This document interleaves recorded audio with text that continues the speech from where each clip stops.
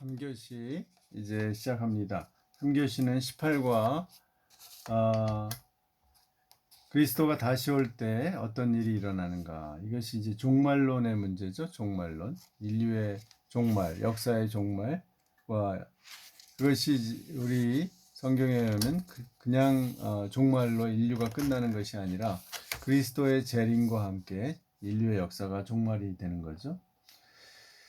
예수님께서는 우리 반드시 이렇게 다시 오신다, 예수님의 다시 오시는 모습을 이렇게 이미지로 만든 거죠. 인류에게 저 공중에서 하늘로부터 우리에게 다시 오신다고 약속하셨죠. 요한복음 14장 3절에 내가 다시 와서 너희를 내게로 영접하여 나 있는 곳에 너희도 있게 하리라. 그래서 여기 예수님이 이제 죽으신 이후에 부활 승천하셨다가 다시 오신다는 걸 말씀하셨죠. 그 외에 여러 군데 이 재림의 약속이 나옵니다. 그러나 중요한 것은 재림의 정확한 때는 아무도 모른다는 거예요. 우리가 대표적인 그 구절이 마가복음 13장 32절에 그러나 그날과 그때는 아무도 모르나니 하늘에 있는 천사들도 아들도 모르고 아버지만 아시느니라. 예수님께서 이 세상에서 계실 때 아들도 모른다, 즉 본인도 모른다, 아버지만 아신다, 이렇게 이제 하셨어요. 그 얘기는 뭐냐면 이렇게 강조하는 거죠. 아무도 모른다는 것을 강조하셨어요. 물론 그 후에 승천하셔서 물론 당연히 아시죠. 예수님이 언제 오실지는 예수님이 삼위일체 하나님이 결정하는 거니까. 그런데 이 재림의 징조가 뭐냐? 재림의 징조가 복음이 첫 번째는 이제 세 가지 정도 됩니다. 복음이 이제 만국에 전파돼요. 마가복음 13장 10절에. 그다음에 두 번째는 환란, 즉 천재지변이 있고, 마가복음 13장 19절. 세 번째는 거짓 선지자들과 적그리스도, 이것을 멸망의 아들이라고 해요. 즉 사탄을 말하죠. 가 나타나는 거죠. 사탄의 어떤 화신이라고 할 수 있죠. 인간의 모습으로 나타나는 사탄의 그런 존재. 마가복음 24장 23절에 나옵니다. 그래서 우리가 종말론이라는 것은 몇 가지 순서가 있는데요. 이제 이건 휴거를 말하는데, 이제 문제는 그 재림에서 예수님이 먼저 재림하시죠. 그럼 모든 사람이 우선 부활하고 그다음에 휴거를 맞습니다. 이건 유명한 영국의 화가인 스탠리 스펜서라는 화가가 부활하는, 죽음에서 무덤에서 사람들이 일어나는 모습을 그리고 있죠. 그 다음에 재림하고 휴거하고 부활하고 그 다음에 최후의 심판을 맞게 됩니다. 이렇게 이건 유명한 미켈란젤로의 최후의 심판이죠. 예수님이 최후의 심판을 하시는 거고요.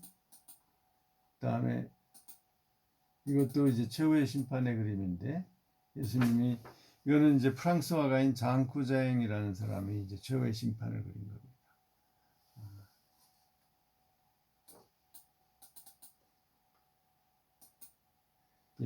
이제 요즘까지. 그래서 그런데 이제 이런 과정에서 조금 문제가 되는 게 있죠. 바로 이제 이런 건데, 두 가지가 크게 종말론에서 조금 이제 오류가 있어요. 그것이 첫째가 시한부 종말론이에요. 즉 예수님이 언제 재림한다는 것을 날짜를 얘기하는 겁니다. 그게 시한부 종말론이에요.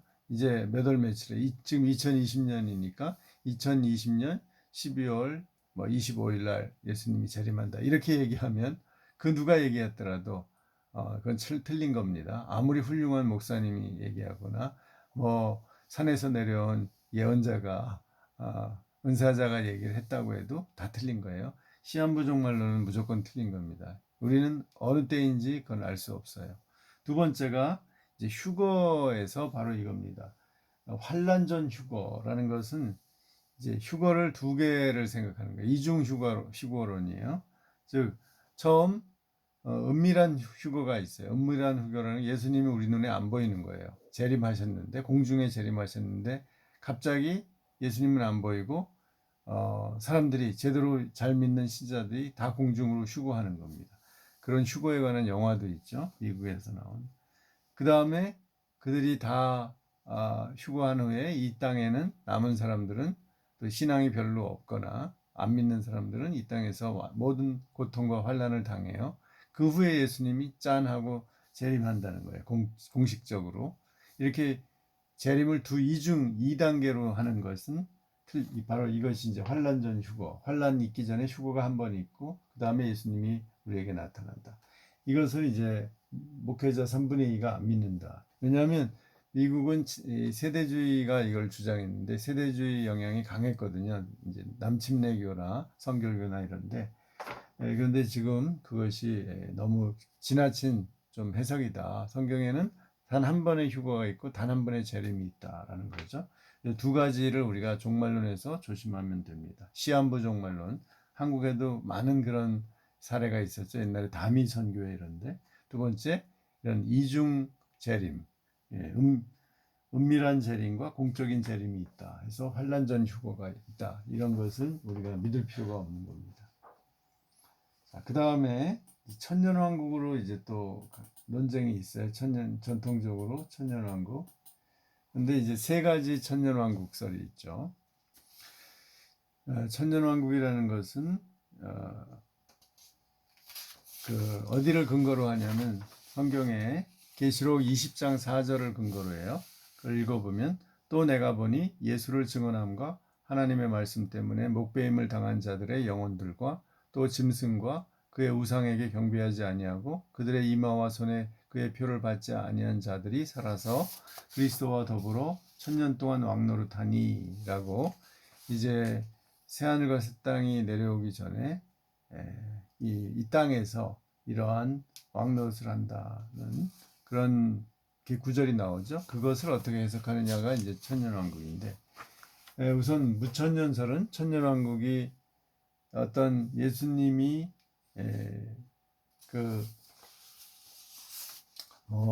재림할 때 천년왕국이 이 땅에 구체적으로 생긴다는 것을 인정하지 않는 겁니다. 그러니까 이 사람들은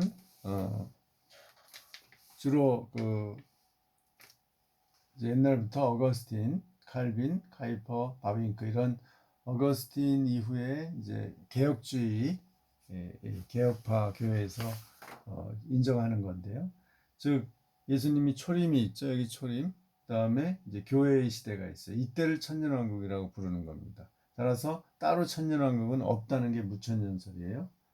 그래서 여기 교회 시대가 곧 천년왕국이고 천년왕국은 상징적인 의미가 있다는 거죠. 그래서 예수님이 재림하고 부활이 있고 그 다음에 심판을 통해서 영원한 나라가 생겨요. 그래서 천국과 지옥이 갈라지는 거죠. 이것이 이제 무천년설이에요.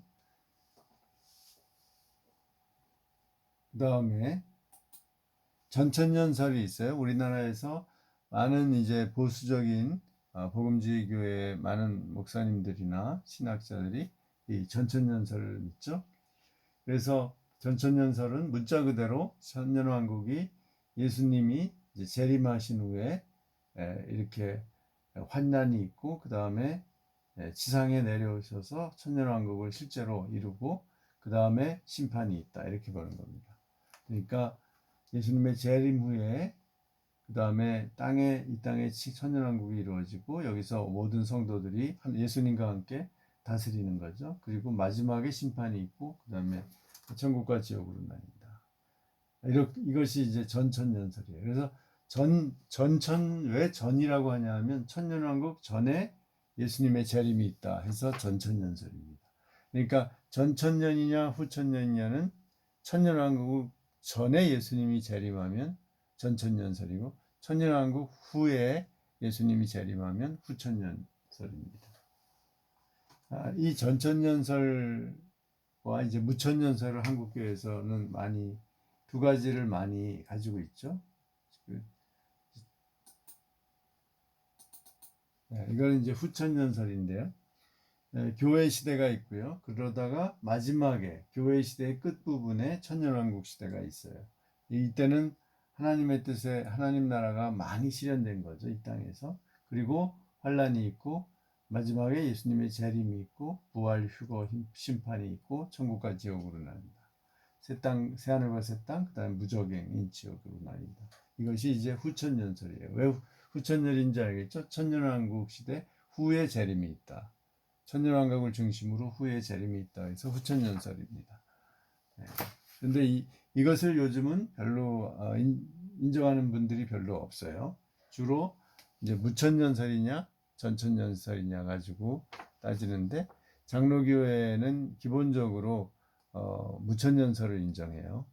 그런데 이제 한국교회 복음주의교회 상당 부분 대부분 뭐 예를 들면 감리교라든지 또 감리교회도 이제 아주 보수적인 목사님들, 그 다음에 성결교, 침례교, 또 순복음교회 이런 쪽은 전천년설을 믿는 경향이 많아요. 또 장로교 목사님 중에도 전천년설을 믿는 분들이 많이 있습니다.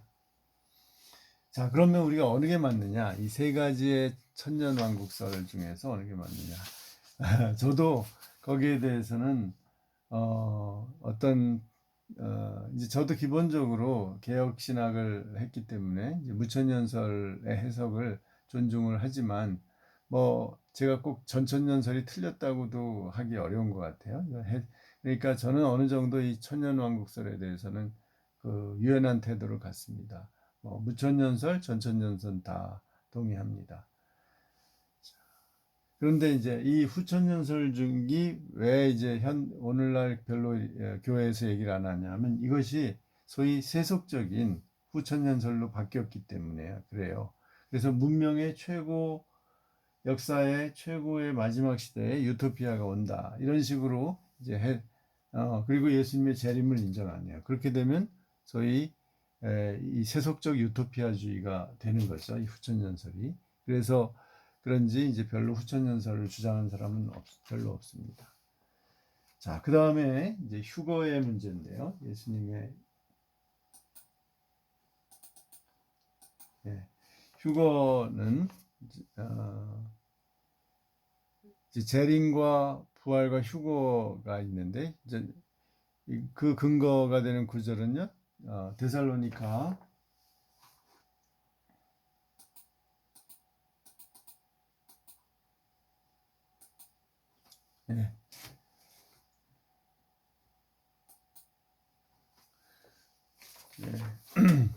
데살로니가 전서 4장 16절부터 17절까지 나오는데요. 제가 한번 읽어보겠습니다. 주께서 호령과 천사장의 소리와 하나님의 나팔 소리로 친히 하늘로부터 강림하시리니. 주께서 하늘로부터 강림하신다. 이것은 뭐예요? 공중 재림이죠. 그리스도 안에서 죽은 자들이 먼저 일어나고, 이것은 부활이죠. 그 후에 우리 살아남은 자들도 그들과 함께 구름 속으로 끌어올려 공중에서 주를 영접하게 하시리니 그리하여 우리가 항상 주와 함께 있으리라. 이 말씀이 아주 중요한 말씀인데요. 데살로니가전서 4장 16절, 17절입니다. 여기에 그러니까 세 가지가 다 나와요. 재림, 주께서 친히 하늘로부터 강림하시리니 이것이 재림이죠. 세컨드 카밍. 그 다음에 그리스도 안에서 죽은 자들이 먼저 일어나고 이것이 resurrection, 부활이죠. 그리고 그 다음에 그 후에 우리 살아남은 자들도 지금 그 당시에 예수님이 재림하실 때 살아있는 신자들, 그들도 즉 죽은 자들이 일어난 부활한 사람들과 함께 구름 속으로 끌어올려 공중에서 주를 영접하게 하시리니 이것이 이제 휴거죠. 이것이 연속적으로 일어나는 거죠. 이것을 분명히 데살로니가전서 4장 16절에서 17절까지 말씀하기 때문에 저는 휴거를 믿습니다. 하나님 말씀대로 이것은 비유나 상징이 아니고요. 이것은 분명히 사건적으로 이렇게 기록되어 있잖아요. 그래서 먼저 재림이 있고 그 다음에 죽은 사람들이 부활하고 그리고 살아있는 신자들이 구름 속으로 끌어올려서 공중에서 주를 영접한다. 이게 이제 랩처라는 휴거죠. 이것이 분명히 이렇게 연속적인 사건으로 기술되어 있기 때문에 성경에 분명히 선언되어 있죠. 예언되어 있는 거죠. 그래서 저는 그것을 믿습니다. 이렇게 이제 그리고 그 다음에 최후 심판이 일어나는 거죠. 예, 이것이 이제 18과에서 말하는 기독교의 종말론입니다. 이제 네 번째 시간에는 이런 종말의 그 모습들에 대해서 구체적으로 영상을 보면서 우리 한번 더 구체화해 보기로 합시다. 예, 여기까지입니다.